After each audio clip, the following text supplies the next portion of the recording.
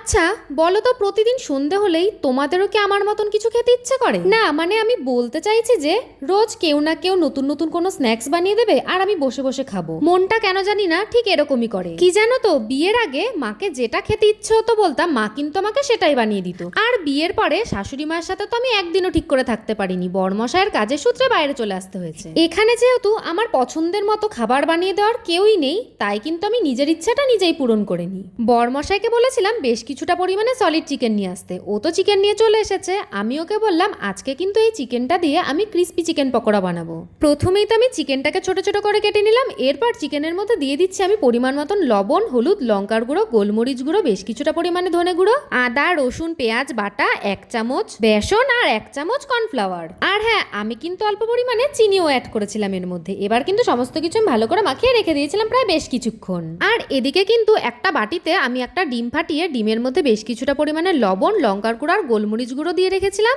আর এদিকে একটা প্লেটের মধ্যে ময়দা আর বেশ কিছুটা পরিমাণে কর্নফ্লাওয়ার লবণ দিয়ে রেখে দিয়েছিলাম। আমি তো তোমাদেরকে প্রথমেই বলেছিলাম যে একদম ঘরোয়া উপায়ে আমি আজকে তোমাদেরকে ক্রিস্পি চিকেন পকোড়া বানিয়ে দেখাবো। এই দেখো, এক পিস চিকেন নিয়েই প্রথমে কিন্তু ময়দা আর কর্নফ্লাওয়ার ভালো করে মাখিয়ে নিলাম। এরপর ডিমের ব্যাটারের মধ্যে ডিপ করে আমি কিন্তু আবারও ময়দা আর কর্নফ্লাওয়ার ভালো করে মাখিয়ে নিলাম। কড়াইতে অনেকটা পরিমাণে তেল দিয়ে দিয়েছিলাম। আর তেল গরম হয়ে গেলেই আমি কিন্তু এই চিকেন পকোড়াগুলোকে একে একে উল্টে পাল্টে ভেজে নেব। আর তোমরা তো জানোই এই সময় গ্যাসের ফ্লেমটাকে একদমই লো রাখতে হবে। দেখো, বাজার থেকে আমরা যে ক্রিস্পি চিকেন পকোড়াটা কিনে খাই, ঘরোয়া উপায়ে যেটা বানাচ্ছি এটা তো দেখতে অতটা ওরকম হবে না, কিন্তু আমি তোমাদেরকে একটা কথা বলতে পারি, খেতে কিন্তু অসাধারণ হবে। একে একে ক্রিস্পি চিকেন পকোড়াগুলোকে আমি কিন্তু ভেজে নিচ্ছি। চলো এগুলো এদিকে ভাজা হতে থাকুক আর আমি তোমাদের কিছু সুন্দর সুন্দর কমেন্ট পড়ে নিই। আগের দিনের ভেন্ডি শস্যের ভিডিওতে রূপাকর দিদিভাই আমাকে বলছে একটা নতুন রান্না শিখলাম, খুব ভালো লাগলো, থ্যাংক ইউ সো মাচ দিদিভাই। সুনিতা দিদিভাই আমাকে বলছে মুন আমি তোমার সব ভিডিও দেখি, আমি পায়রাডাঙ্গা থেকে দেখছি, থ্যাংক ইউ সো মাচ দিদিভাই।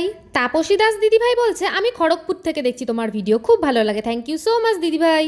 এই দেখো, ক্রিস্পি চিকেন পকোড়া কিন্তু আমার একদম রেডি। তোমরা কিন্তু আমাকে অবশ্যই জানিও যে দেখতে কেমন হয়েছে। আর রেসিপিটা যদি ভালো লাগে তাহলে কিন্তু বাড়িতে অবশ্যই ট্রাই করো। দেখতে যেরকম হয়েছে খেতেও কিন্তু ঠিক ততটাই টেস্টি হয়েছে। আজকের মতন এইটুকুই। তোমরা ভালো থেকো, সুস্থ থেকো, চলে আসবো আবার নতুন আরেকটা রান্নার ভিডিও নিয়ে। তো চলো সবাইকে টাটা।